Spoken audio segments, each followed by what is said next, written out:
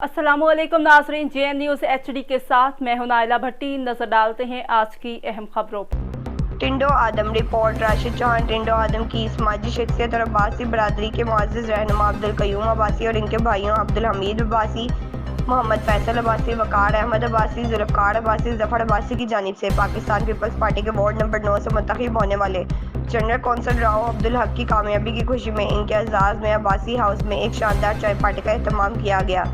इस मौका पर मेज़बान अब्दुल क़य्यूम अब्बासी और इनके भाइयों की जानिब से जनरल कौंसल राव अब्दुल हक को खूबसूरत नोटों का हार का तोहफा पेश किया गया और जबकि जनरल कौंसल अब्दुल हक के भाई राव कामरान और नेशनल प्रेस क्लब टिंडो आदम की सदर राशिद चौहान को सिंधी अजरक के तोहफ़े भी पेश किए गए। इस मौका पर जनरल कौंसल राव अब्दुल हक ने खूबसूरत केक भी काटा। इस मौका पर मेज़बान अब्दुल क़य्यूम अब्बासी और इनके भाइयों ने राव अब्दुल हक को जनरल कौंसल मुंतखब होने पर दिल की गहराइयों से मुबारकबाद भी पेश की। आखिर में जनरल कौंसल राव अब्दुल हक ने मेज़बान अब्दुल क़य्यूम अब्बासी और इनके भाइयों का इलेक्शन में शाना बिशाना साथ देने और चाय पार्टी का एहतमाम रखने पर शुक्रिया अदा किया और अपनी जानिब से भरपूर तावन की यकीन दहानी करवाई। Rashid Chauhan, press reporter, JN news Tando आदम।